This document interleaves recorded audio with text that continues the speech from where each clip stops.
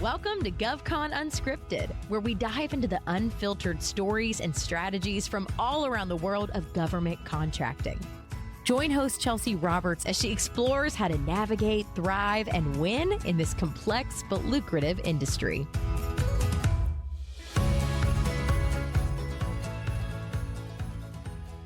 Hey everyone, and welcome back to GovCon Unscripted. I'm your host, Chelsea, CEO of Collaborative Compositions. And today I've got with us Chip Walter, partner at Marlinspike. Chip, who are you and what do you do? Thank you, Chelsea. It's nice to be here. Appreciate the opportunity to talk with you and explore some of these interesting ideas and innovation. I am a partner at Marlinspike, been here since June of 22. My background's a little bit different than most in this area. I spent a Naval Academy. I did 20 years in the Navy. I was a P-3 pilot, which means I flew on Soviet submarines back when Soviet was the word instead of Russia. And did that for 28 years, had major command. Towards the end of my career, I ended up doing a lot of legislative affairs stuff. And that ended up with a job underneath General Petraeus to run his legislative affairs shop in Central Command. And then I went to Afghanistan with him, worked out of Kabul. After we got him confirmed to CIA, he retired, then I retired. And shortly thereafter, I was hired to run legislative affairs at CIA. After he moved on to KKR, I stayed in the agency. It's just an amazing organization, true value to the taxpayer. It's a wonderful place with a great mission. And I would say it is not as opaque as other agencies, which is fine, and it should not be as opaque. It's just amazing for the taxpayer. Trust me, it's just wonderful.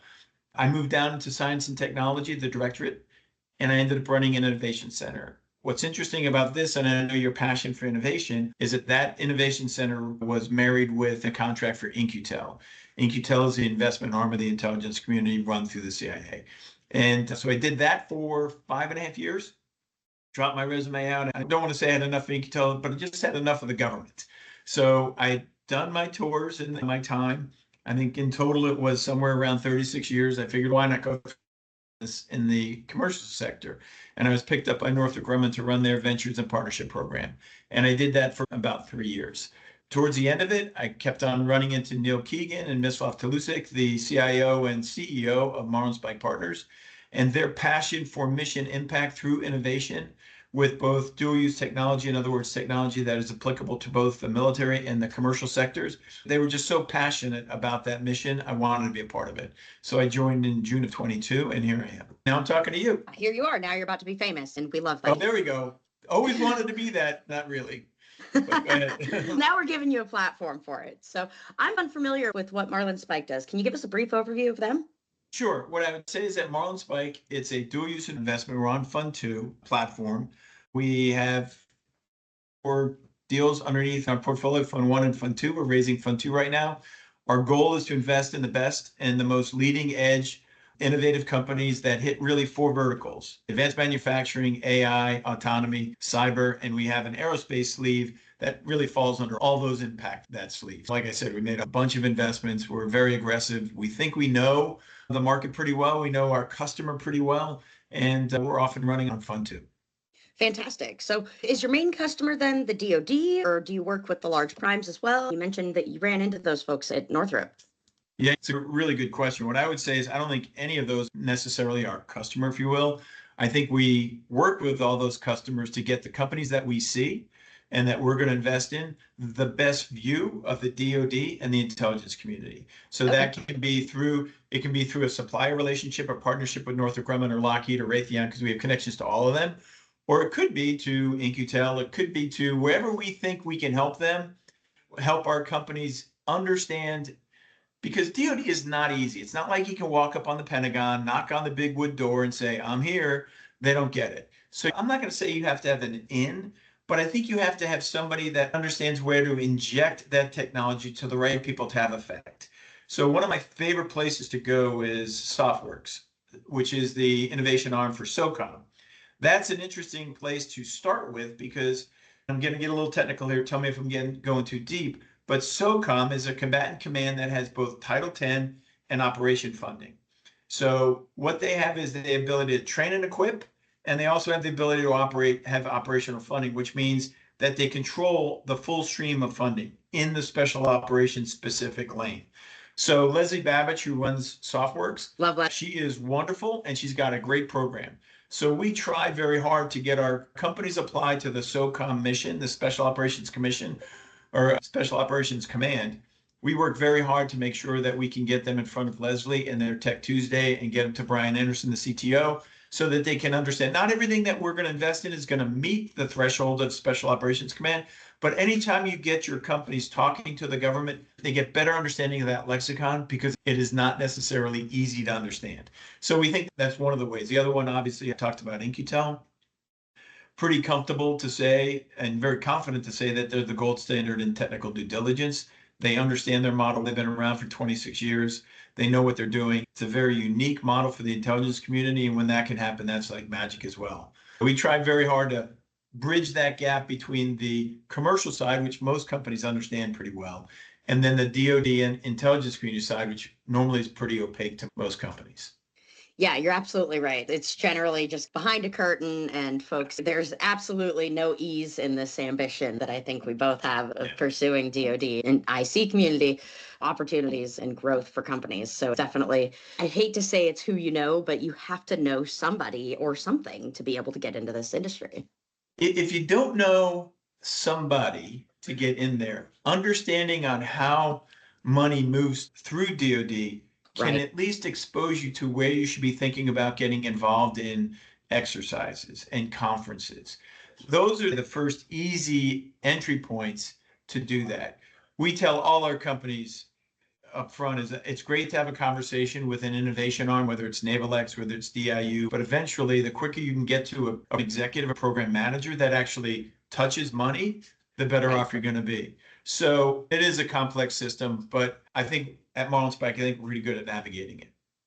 I think it's pretty hard for folks to really understand and to grasp the difference between program of record funding and things that might not be program of record Right. funding. So talking about going into like programs that are technically out there to really help support smaller companies, things like the SBIR STTR program, the companies going into that oftentimes don't realize that is not program of record funding. That is just some available R&D funding that really doesn't have any sort of tail end to that project. And there may not actually be any sort of designated, and there may not have actually been any thought put into a designated endpoint for where that technology or where that innovative solution is supposed to go and end up. Nail on the head. Perfect. Very well said. And I think your LinkedIn post that talked about the EO from last week, the executive order that addresses OTAs, I think there's a unique difference between SBIR, which we call a sugar pill, and an OTA, which is a little bit more thoughtful. It's a little bit more thoughtful contracting mechanism.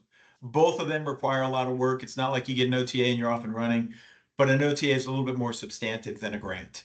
We really do the OTA process, and we're happy to see the administration amp that up a little bit. But with that, I would just offer, for what it's worth, is an OTA, the way I look at it is OTA is a bridge. So you get to understand what your customer needs and what they want.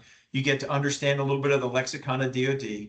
And if you continue to prove your capability is worthy of the contract, then that could be the bridge to a program of record down the road.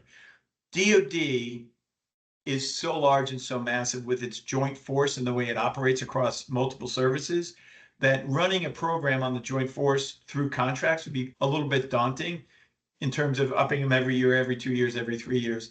The program of record process, even though it's archaic right now, maybe through the FAR, if we can streamline that through some of these OTAs and still use a lexicon of program of record to get them stable funding that they can now program and do all their stuff in the out years, and they can concentrate on building a program vice just a contract solution. If I could say that would be a winner, that would be the best of both worlds. The bridge to the program is agile and can be moved around that the OTA should allow for.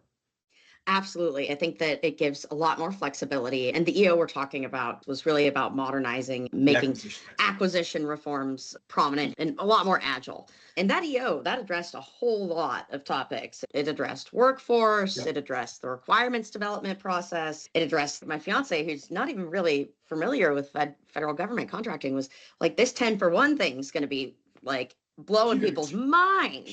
It's going to be a major advantage for folks that have really found the rulemaking and the amount of burden that is incumbent upon them to be a little bit cumbersome and to be a bit too much to get into government contracting. So I think it's going to really open the door to innovative companies that have a lot of solutions that the DoD has wanted for many years now and has not really been able to program in ways to buy and find. I think it'll give them an opportunity to have a little bit less burden and a little bit less red tape to cut through.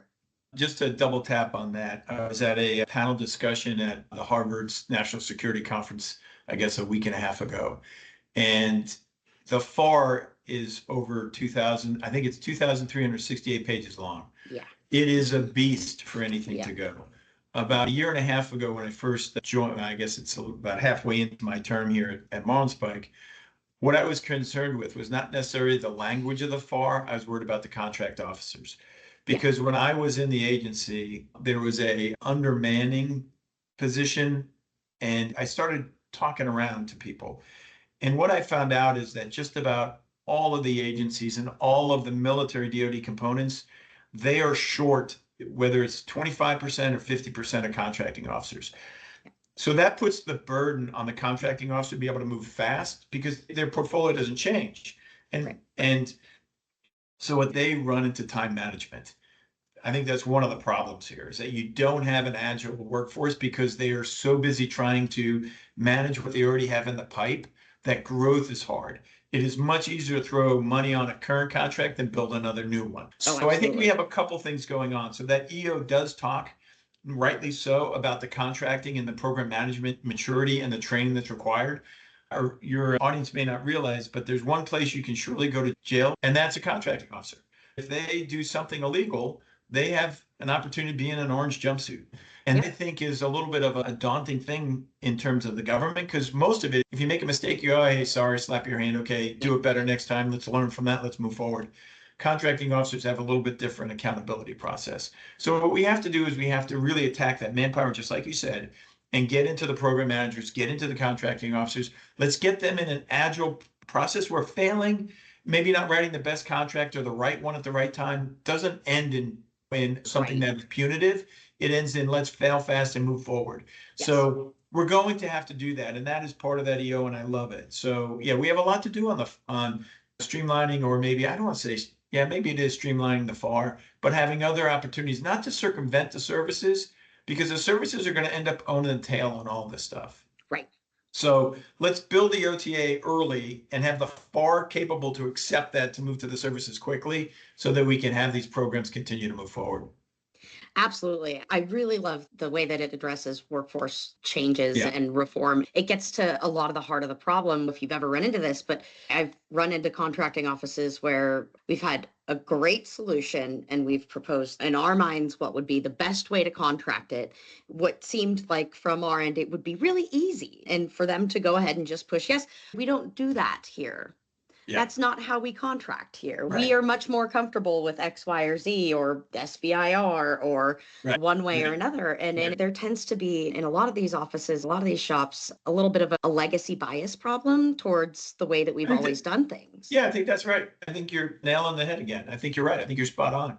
I think we have to change the environment in which these contracting and program officers, not only the environment they work in, but the regulations that guide what they're doing. And this is not going to be easy. We've been talking about FAR reform for as long as I can remember. Yeah. And I'm going back 20 years. We've been talking about this FAR, but it was interesting. I put a snippet on our Marlinspike site, and a lot of this can be solved with leadership. There's a fair amount of wiggle room in the FAR. We just don't use it. If you get the right leaders in the right position that can offer the ability to fail fast or move fast and be more agile, I think we're going to get a better outcome. One of the examples I used is Admiral Paparo. Is Taiwan, Chinese trades, China, big problem, the pacing threat, however you want to look at it. He is worried about getting capability now. Absolutely. And he's being told by the services, it takes a little while. We got this 5-year fit up. We got all this stuff. And we can give you OTAs, but then you have to deal with it.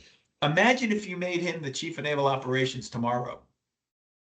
Do you think that the program and the J8 or made him the chairman, or maybe in the N8 organization, the Navy acquisition end, do you think he would tolerate those answers? I don't think so. So I think we have to get a cadre of officers that are willing to take risk and move fast. And I think that, to your point, much easier to say, well, the current FAR, I can't do it because I have to do it X, Y, and Z way. It'd be far better if we're going to go to Y. We're going to skip the X and Y. Right. We're going to go right to Z. That would be very helpful. So your point's well taken. But I think it can be solved. And I would also offer, if I could, is that the FAR has so many constituents on Capitol Hill, whether it's Sure. appropriators, whether it's authorizers, Yeah. too many committees. There's a lot of tentacles into the FAR. And there's a lot of lobbying units that don't want that to change because it's a cash cow for some groups. There's a piece of me that says it would be far better to find a way to just streamline it than try to rewrite it. And Right. we can't continue to keep on circumventing it. I think we have to rip the Right. Band-Aid off and get to it. And I think that's what this past administrations have tried to do, have just not been as emphatic about changing as this current one, which I think it's necessary. And it's very direct. I would say that this is probably a more direct attempt than I've seen in my many years. This is Yeah. a sledgehammer, make no mistake. Yeah. Yeah, and it's not like they're wiping out the FAR. I'll go back to the 10 for 1, which is if you want to put a new rule in, which has never, ever been the way that things have done. If you want to put a new rule on, great, add it on top of the pile and we'll just keep piling them on. But they're really saying, if you want a new rule, you need to think of 10 others that you're going to take out, that you're going to remove, that you're going to reduce. So make sure that rule that you're going to put in is A, really necessary, and B, has taken into consideration all of the other rules that it will impact, and C, has awareness of all of those things that it could potentially influence down the road. So trying to put in some forethinking and a little bit of backthinking on it as well. What that means is I don't think we're going to see any new regulations. I would love that. And I think what we're going to see is a trimming. And I think that would be really helpful. And I think everybody wants it. It's a lot like the federal government. I think if you were to ask anybody, is the federal government too big? Yes, it's too big. Okay, so let's bring it down. Now, so I think that the FAR is no different. I think we have to bring it down. And I think that if we do this responsibly, I think that it will be a benefit for not just this administration, but future administrations. Not just this, if you will, budget, but all budgets. And the ability for the war, at the end of the day, this is all about getting the warfighter the tools that the warfighter needs to deter or to win if required. I'm not into this, hey, we're going to do this, we're not going to deter, and we may win. If we don't deter, we are going to destroy. Yes. And that's what we have to do. We have to build our force to do that. When I'm in agreement, we have to make the contracting and programming process more agile. And I think the administration gets that. And I think everybody in the services get that. So my cut is, we just have to get on with it. We have to get on with it. Yeah, are we going to get it right first time out of the box? No. Probably not. But as long as we're continuing to take 3 steps forward, 1 step back, 3 steps forward, 1 step, fine. But we have to stop talking about it and do it. Action always speaks a whole lot louder than words. I agree, 100%. It seems like it's almost opening the door for the past 10 years or so, since 2007, probably in my mind. They've been beating this. We need things that are out there in the commercial market. We need things that are out there being developed, that are getting available, that we really need access to. And it really seems like they're trying to open the doors to that for a lot of folks. Yeah. And I'm curious, do you think you've worked for some of the bigs and you work alongside some of the bigs? Do you think that they find that threatening? That is a $10,000 question. I'm going to answer it 2 ways. The first way I'm going to answer it is that regardless of whether the primes like it or not, never before have we seen the alignment between commercial and military, whether it's AI, whether it's advanced manufacturing, whether it's autonomy, whether it's space, commercial space, military space, whether it's cislunar, it doesn't matter. What I'd say is the problem sets were like that. Now, the problem sets are very much married between what we need in the commercial sector and what we need in the military.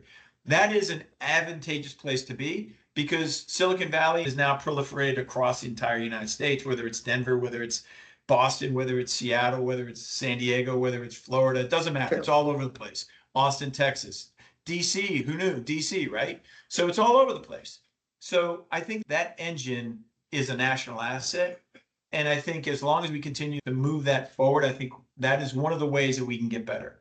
Now, the other question, is this threatening the primes? Yes and no. And matter of fact, I was reasonably adamant about on the national security, the last panel I was on. I said, listen, don't throw the baby out with the bathwater. Don't do it. The primes have a perfect place for this. You can't ask a small startup to build a carrier. Now, you may argue we don't want carriers anymore. Okay, that's great, but we still do. We still need them. We still use them. They're part of our joint force. They're part of everything. You say we don't need bombers anymore. Okay, yes, we do. How are you going to take a drone that has maybe a 1,000-kilometer range at best? Most of the ones in Ukraine are much less than that. But let's say we increase that capability to be more applicable to Taiwan.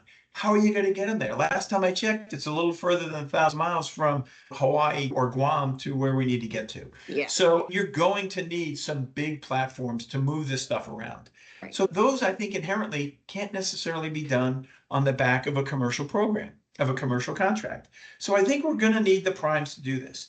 The other thing the primes do that is really good is they operate under the classified environment very well. True. And they understand about nesting capabilities to have a system. A lot of the startup companies that are in there, the innovative companies that are bringing capability, unparalleled capability, are just one sliver of it, where you have to be part of the entire system to be effective in the joint force for the warfighter. So we have to remember that there's going to be some sort of integration on a lot of these companies, not all of them, like Anduril, startup, Palantir, boom, go. All good. SpaceX, one company, good to go. But there are these other ones that are going to be solving smaller problems inside the problem set, and those are going to have to be integrated. So I think that the necessary requirement for the primes are not going to go away. And I would argue, don't do that. If you want to move some of their obligation or their appropriated money to some of the smalls, go for it. But let's remember the value of what those companies have brought to us since the 1950s. So I'm not saying that they need to stay in the same instantiation that they are right now. And maybe we have to modify those things. I would tell you the thing you have to do is you have to look at the primes and see what their incentives.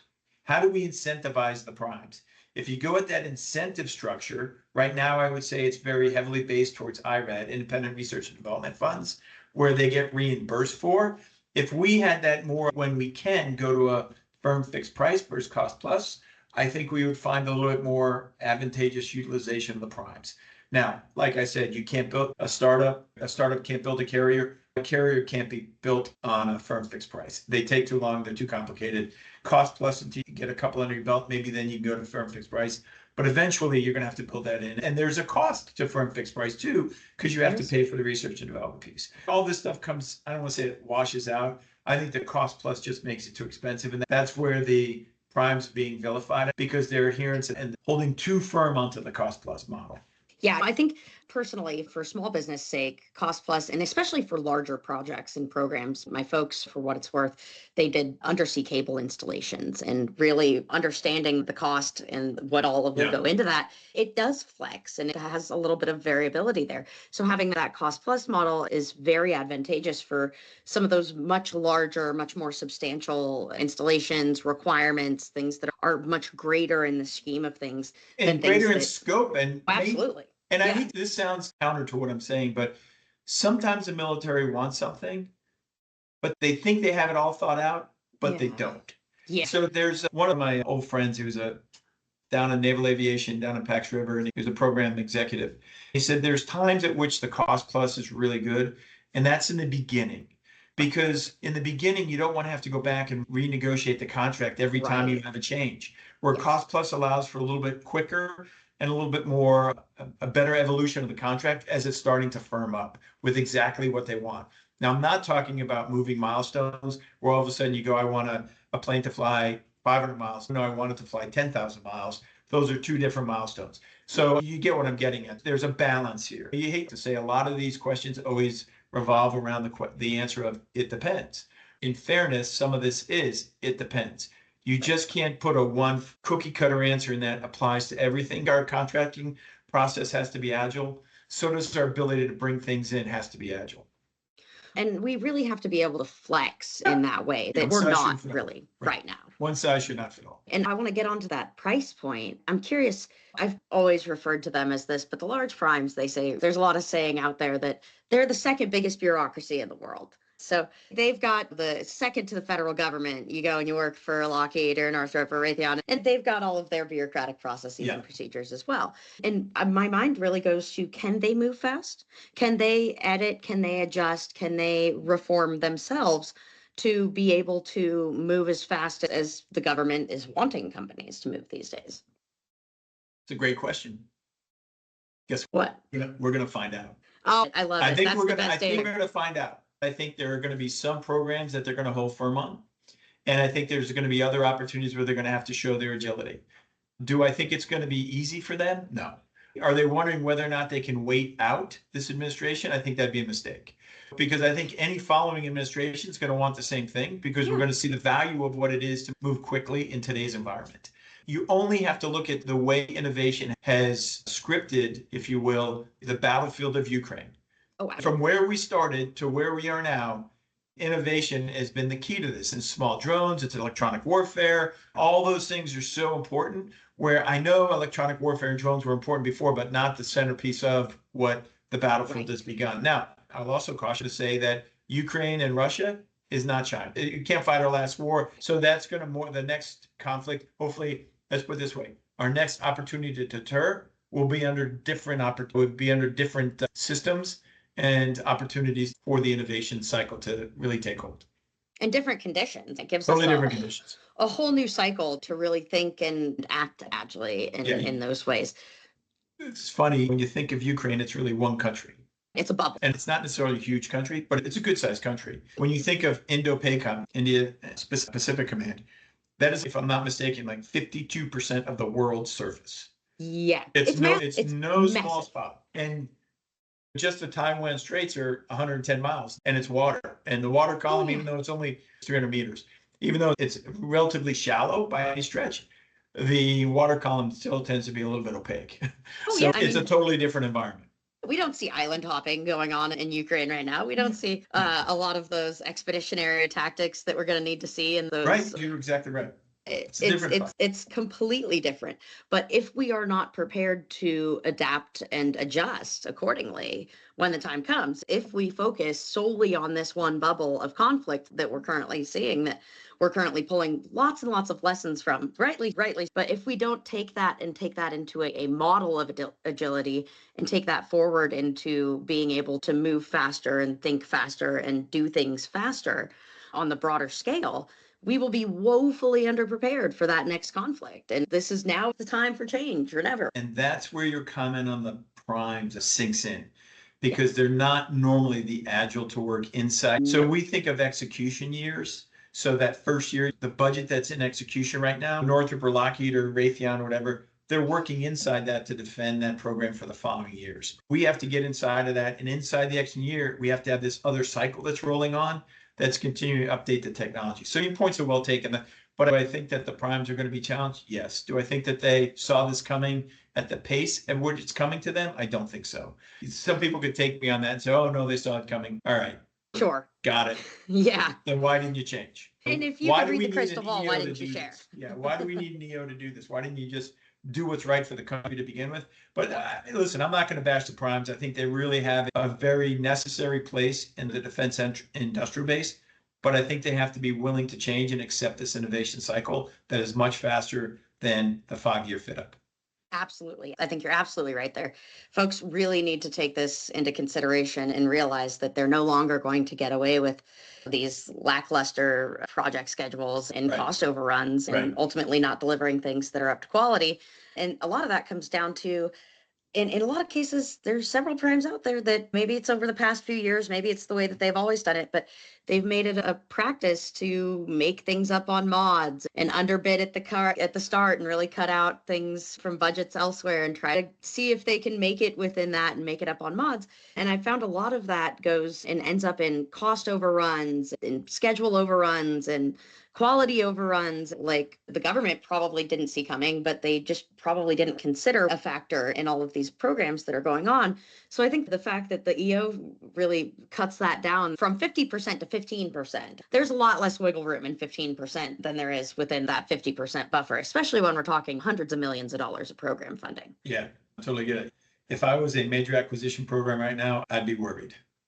Yeah, I would be looking, and I would probably be bringing in the best minds to be looking at areas in which we could really cut down on some of that excess, really cut down and refine some things to get going a little faster. And maybe it's a reduction in the number of people, the amount of effort that goes into some of these things, because you have to admit, sometimes these things just get a little bit overthought and probably a little bit overworked and a little bit overspent Oh, and of a little course. bit over budget and a Of little bit course they over do. time. Yeah. Yeah, dude, that's the creep. That's the beauty of the cost plus. Yeah, The it beauty of the really cost lets it plus in. is as long as you continue to improve it, the government goes, sure, I'll take a better product. Cost a Yeah. little bit more. That's the problem with cost plus. And the challenge with cost plus is it extends. How long has the F-18 been?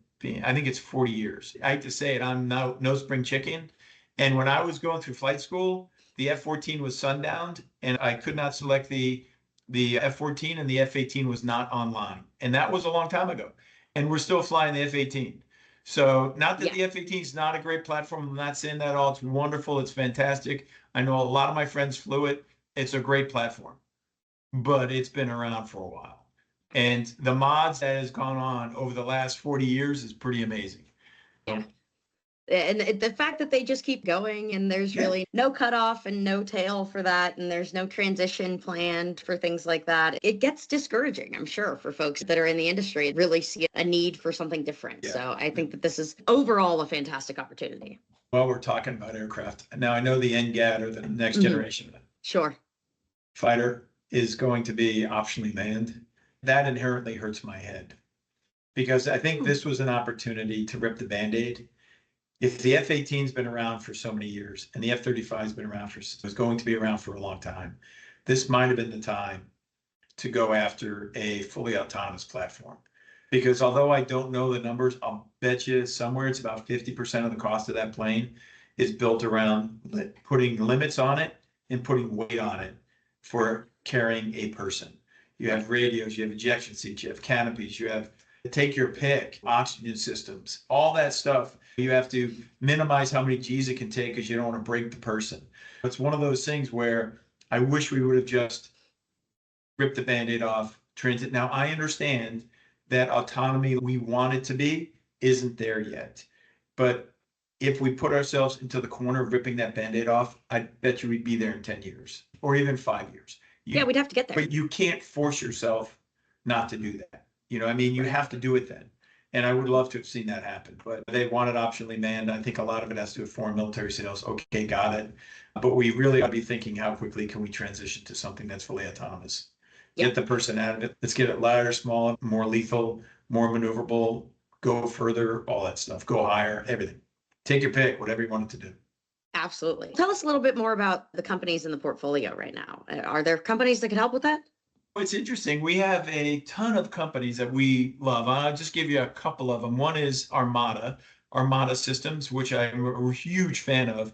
They do distributive data centers. So think of a data center in a box. Right now they're 40 feet or 20 feet.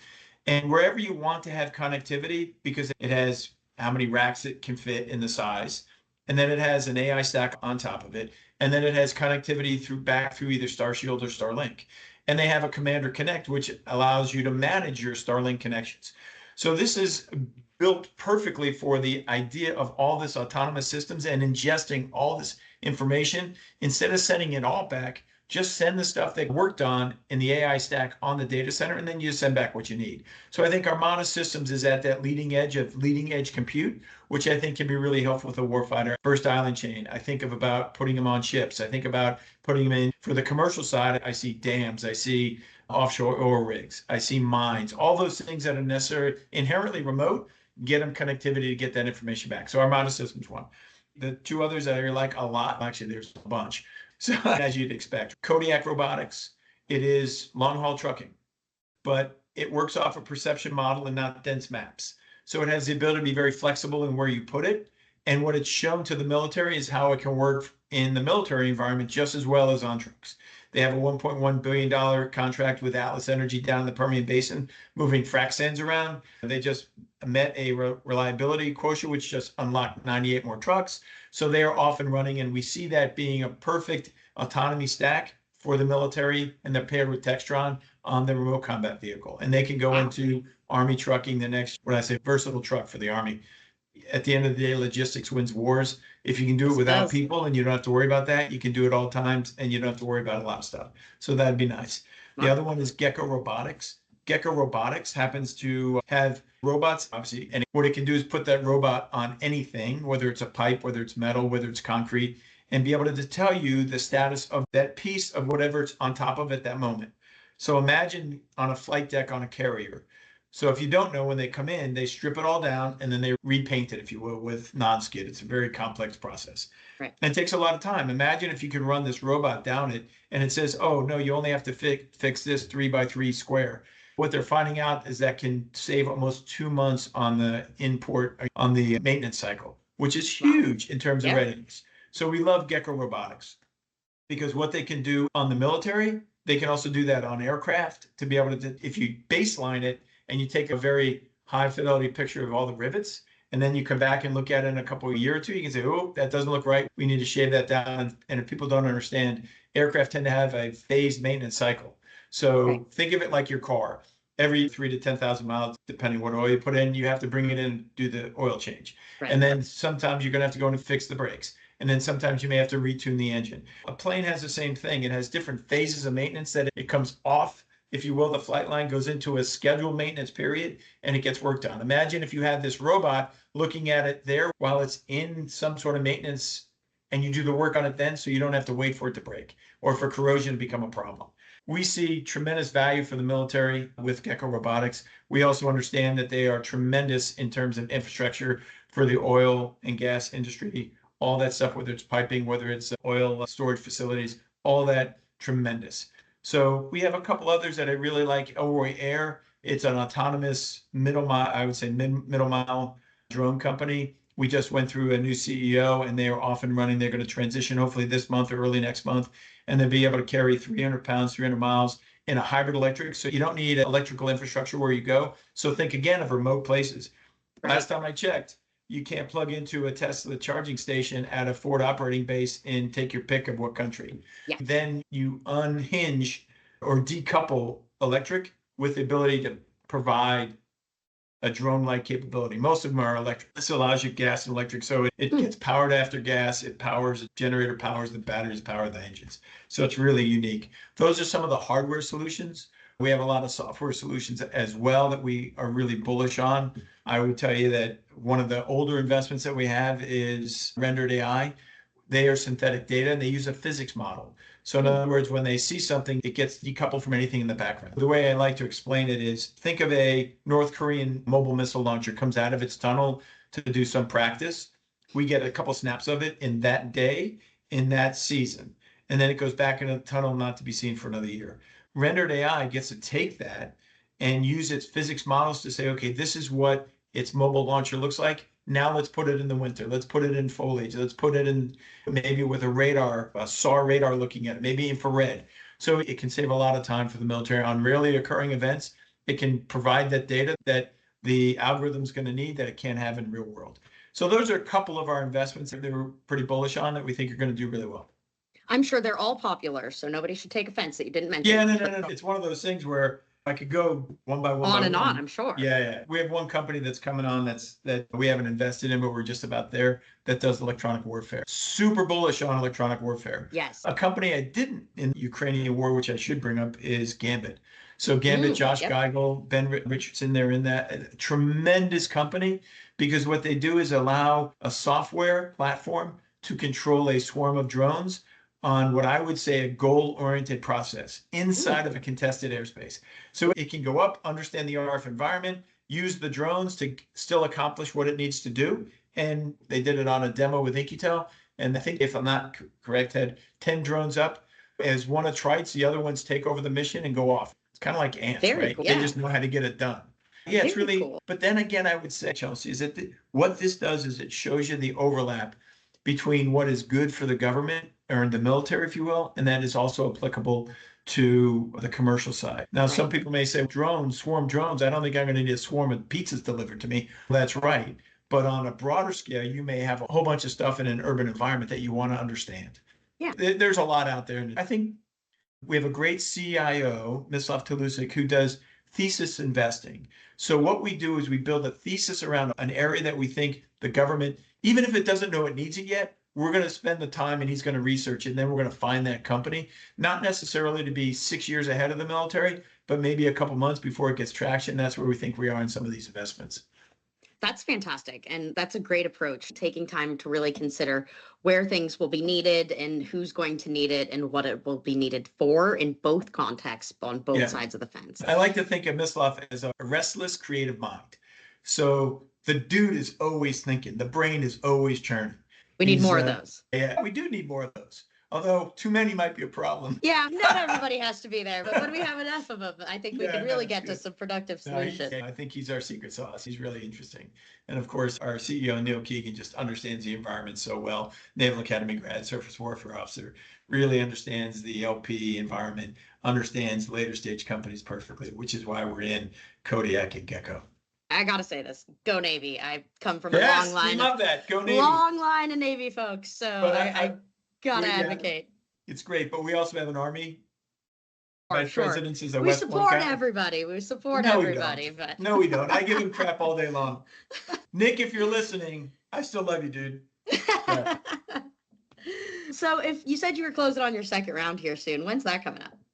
Well, our next close is the end of this month, and then we're rolling close. Wow. Hopefully the goal is to be July. One of our companies is indicating, and I think the markets might put a little damper on when, but then we may have an event, a liquidity event on one of our companies, which may force a close a little early. Still too early to say that right now. We're targeting the end of July to be our final close for Fund 2. Wow, fantastic. Interesting. Very exciting times, despite the market chaos that's going on. Yes. Despite that, yes. The business still got to move forward. We still got to go. Yes, the business and the government still has to go forward. We still have to invest in great technology to get it to the warfighter. Again, Absolutely. Just one more thing about Marlinspike. We are incredibly mission focused. We are incredibly mission focused to get that technology as fast as we can out to the warfighter through every means we can to affect it. We are not going to be focused solely on that for our LPs. We also want to see that dual use piece of this. So we believe that we can do a barbell approach, early stage and later stage companies, to affect great returns for our investors and still get that technology at a breakneck pace to the warfighter. And that's a fantastic approach. I think that's going to work out perfectly for the changing times and for the changing companies that are coming in. We hope so. So if folks want to get a hold of you, Chip, how can they get a hold of you? It's easy. You can just email me at chip@marlinspike.us. That's .us, not .com. chip@marlinspike.us. Happy to take any calls. And if they want to find more about Marlinspike, they just go to marlinspike.us. All right. Marlinspike.us. Yeah, it's exciting. Now, are you on LinkedIn as well? I am on LinkedIn. It's just Chip Walter. I don't know what my LinkedIn at. I probably could find it here in a minute, but we'll put it in the show notes. I'm on LinkedIn. I don't know how many. Actually, there is another Chip Walter out there. I think he was a writer for Star Trek. Oh, so cool. Yeah, I think you can find me. Should be fairly easy. Yeah, I think so. We'll make sure we get all of that in the show notes as well for folks. Great. For folks that want to reach out. This has been a fantastic conversation, Chip. I really appreciate you jumping on. No, happy to do it. Awesome. And definitely, we'll have to have you on the show later this year to see how those companies are performing and how that Love to do it. And I think what we should talk about, plan a fall. Let's take a look at what this EO has done. Yes, and what the changes, because we can talk all day long, but we got to see progress. We have to see progress. Great. Absolutely. That's a great way to sum it out. Got to see progress. And that's what we love here on GovCon Unscripted. Thanks, Chip. Great. Appreciate you showing up. All right. Bye. See you later. Yep.